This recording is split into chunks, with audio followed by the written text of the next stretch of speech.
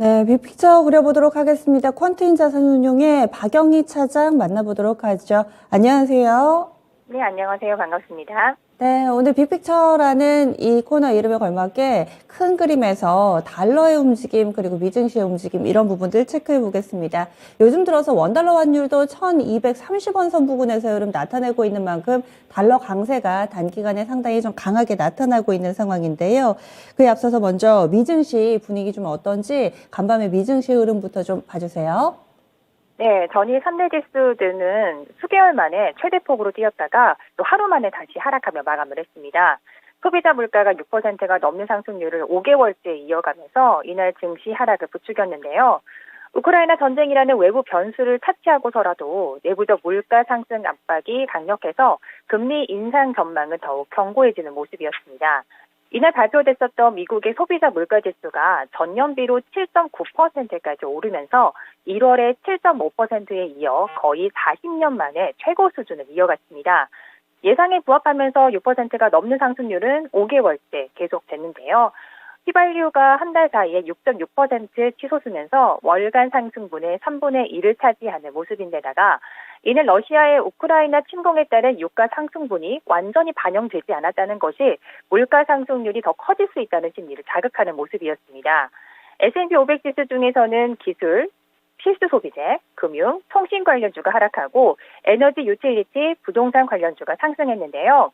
아마존의 경우는 회사가 20대 1로 주식 분할에 나서고 100억 달러 규모 자사주 매입을 단행하겠다고 밝히면서 5.4% 상승하는 모습이었습니다. 미국 10년물 국채금리도 인플레이션 우려에 2%를 돌파하는 움직임을 보인 가운데 유럽의 주요국 증시 또한 기준금리 인상 가능성이 높아지면서 큰 폭으로 하락 마감하는 모습이었는데요. 이날 유럽중앙은행은 기준금리를 0%로 동결하면서도 기존 자산 매입 프로그램을 통한 채권 매입 종료 시기를 3분기로 앞당겼고요. ECB 총재는 채권 매입 종료 후에 얼마 뒤에 금리가 변경될 것이라면서 점진적일 것이라고 언급을 했습니다. 이런 가운데 유가는 높은 변동성 속에 하락 마감하는 모습을 보였습니다. 네. 간밤에 미증시 상황을 쭉 정리를 해봤는데요. 달러 강세 쪽으로 넘어가서 하루 이틀 일이 아니지 않습니까? 특히나 지정학적 리스크 불거지면서 근래 한 달 동안에는 달러 강세의 이 기울기가 상당히 좀 가파르게 올라가는 모습을 보여줬는데요. 이 부분이 글로벌 증시와 국내 증시에 미치는 영향 어떻게 파악하세요? 네, 지난달 말에 원달러 환율이 1,200원을 넘어서면서 강달러세가 이어지고 있습니다. 오늘도 저질 하락분을 만회하면서 다시 1,230원대로 올라서는 모습인데요. 이는 러시아 우크라이나 간 전쟁으로 안전자산 선호 심리가 두드러졌고요. 금리 인상 이슈가 부각이 되면서 달러를 매수하려는 움직임이 이어졌기 때문이라고 보입니다. 사실 이렇게 달러 강세가 나타나게 되면 미국 입장에서는 기업들의 가격 경쟁률이 떨어져서 증시에 좀 부정적인 영향을 미칠 것이라고 보는 경우가 많은데요. 하지만 지금 현대 상황은 조금 다르게 볼 수 있을 것 같습니다. 이 강달러 속에서도 미국의 기업들의 경우에는 양호한 성장성을 유지할 것으로 평가되고 있기 때문에 타 국가 대비 프리미엄을 유지할 수 있을 것으로 보이면서 견고함을 지켜나갈 것으로 평가가 되고 있는데요. 그러므로 이런 상황 속에서는 달러 강세, 원화 약세 기조가 좀 한동안 유지될 것으로 전망이 되고 있습니다. 그렇다면 이러한 달러 강세가 우리나라 증시에 미치는 영향을 살펴봐야 될 것 같은데요. 우리나라는 수출국가의 경우에 또 워낙 약세로 가격 경쟁력이 높아지는 부분과 동일 가격에도 더 많은 이윤을 남길 수 있다는 호재가 발생하게 되는 경우가 많습니다. 하지만 원자재 수입 시에 이런 부분이 어느 정도 좀 반영이 되면서 큰 이익으로 반영되기는 어려울 것 같은데요. 또한 수입 물가 상승 등으로 물가 불안을 야기시키기도 합니다. 특히나 원달러 환율이 높아지게 되면 우리 증시에 바로 악영향을 미치는 것이 바로 외국인들의 매도입니다. 오늘도 현재까지 3천억이 넘는 순매도세를 보여주고 있는데요. 외국인들의 경우에는 달러가 강세가 되면 환차손이 발생하게 되면서 매도세를 이어나갈 가능성이 많아지게 됩니다. 최근에도 외국인들은 지속적인 매도세를 보이고 있죠. 이러한 상황 속에서는 원달러 강세가 이어질 경우 수혜 업종으로 볼 수 있는 자동차나 조선, 반도체, 건설업종 등이 있는데요. 그중에 건설업종의 경우에는 유가 상승과 더불어서 해외 수출 가능성이 커지고 또한 우리나라 대선 이후에 당선인의 주요 공약과 더불어 수혜를 입을 수 있을 것으로 보입니다. 네. 이 원달러 환율이 오르게 될 경우에 우리 증시 자체가 가진 메리트는 좀 사그라들 수 있지만 수출주는 또 이 부분이 플러스가 될 수 있다. 이렇게 다방면으로 해석을 해주셨어요.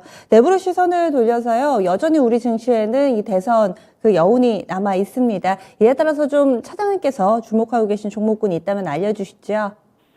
네, 우리나라 대통령 선거가 마무리가 되면서 새 정부에 대한 기대감이 증시에 반영되는 모습입니다. 당선인의 여러 가지 공약과 정책이 어떠한 업종과 기업의 수혜가 될지 관심을 모으고 있는데요.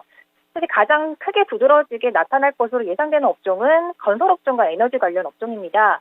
두 대 분야의 경우에는 민간 주도 주택 공급 및 재건축, 재개발 규제 완화가 예상이 되고 있고요. 개발 분야의 경우에는 중부권 신산업배수 구축과 가덕도 신공항 조기 건설 및 GTX 노선 연장, 도로 지화화 등이 기대가 되고 있습니다. 또한 이러한 건설업종과 더불어서 시멘트 업종도 향후 수혜가 기대가 되는데요. 또한 탈원전 폐기 및 수소 특화 국가 산업단지 조성 등의 공약이 이행이 된다라고 하면 에너지 업종 중에서도 원전 관련주들이 주목을 받을 것으로 보입니다. 네, 그래서 건설, 건자재, 에너지 섹터, 원전 쪽 이렇게 압축을 해주셨네요.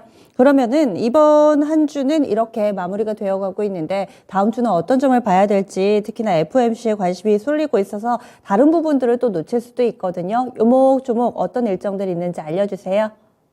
네, 다음 주는 각국의 통화정책회의 및 생산과 판매 관련 지표들이 발표될 예정이고요. 대망의 FOMC 회의가 개최가 됩니다. 먼저 현지 시간으로 14일에는 미국 증시의 썸머타임이 적용이 됩니다. 현지 시간으로 8시 30분에 시작을 해서 오후 3시에 마감을 하게 되는데요. 이는 11월 7일 종료일까지 적용이 됩니다. 유럽연합에서는 1월 산업생산 및 2023년 예산 관련한 재무부 장관회의가 예정되어 있고요. 15일에는 우리나라 2월 수출입 물가지수가 발표가 되고 중국에서는 2월 소매 판매 및 산업생산, 고정자산 투자 관련 지표가 발표가 됩니다. 또한 현지 시간으로 15일부터 16일에는 FOMC 회의가 열리고요. 더불어 미국의 2월 생산자 물가지수 및 3월 뉴욕 제조업지수가 발표가 됩니다. 그리고 오펙에서는 원유 시장 보고서 발표가 예정되고 있고요. 16일에는 미국의 1월 수출입 물가 및 소매 판매 지표와 더불어 국제에너지기구의 원유시장 보고서가 발표가 되고요. 17일에는 영란은행 통합정책회의 및 미국의 1월 산업생산과 설비 가동률 지표 발표가 예정되어져 있습니다. 18일에는 일본은행 통화정책회의 및 러시아의 러시아 중앙은행 통화정책회의가 예정되어 있고요. 유럽의 1월 무역수지 발표와 예정과 함께 미국에선 선물옵션 동시 만기이기도 합니다.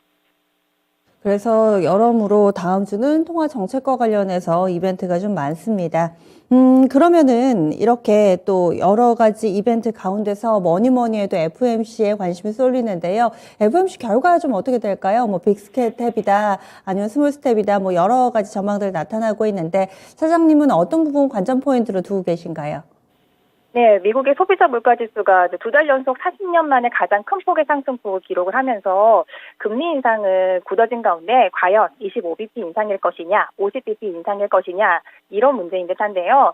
소비자 물가지수가 지속적으로 상승 흐름을 보이면서 인플레이션을 잡아야 하는 명분을 확실하게 얻게 된 FOMC는 현재로서는 25bp 인상이 유력하긴 하지만 러시아 우크라이나 전쟁으로 인해서 향후 물가 상승 부담감이 커지게 되면 기습적인 50bp 인상도 가능해 보이긴 합니다. 다만 전쟁으로 인해서 스태그플레이션 우려가 커지면서 급격하게 금리를 올리는 것은 부담감이 있기 때문에 단계적으로 올리되 물가 상승률을 좀 주목을 하면서 금리 인상 간격을 좁힐 수 있을 것으로 보입니다. 금리 인상 간격을 좁힐 수가 있다. 그럼 이렇게 다음 주에 있을 이벤트들까지 쭉 훑어봤습니다. 어떤 전략이 필요할지 오늘의 빅픽처 그려주세요. 네, 보이지 않는 적이 가장 두렵다고 하죠. 증시도 불확실성이 대두가 되면서 변동성이 좀 많이 커지게 됩니다. 아직 갈 길이 멀기는 하지만 금리 상승이 결정된 이후에는 오히려 증시가 어느 정도 안정을 찾을 수 있을 것으로 보이기 때문에 현재는 이러한 시장의 좀 변수들을 지켜보면서 적극적인 대응보다는 소극적인 좀 방어 전략을 유지하는 것이 맞는 것으로 보여지고요. 달러 강세 수혜 업종이라든지 또 리오프닝에 관한 경제 재개에 관한 업종 위주로 관심을 가져보는 것이 좋을 것 같습니다. 네, 알겠습니다. 말씀 고맙습니다. 네, 감사합니다. 네.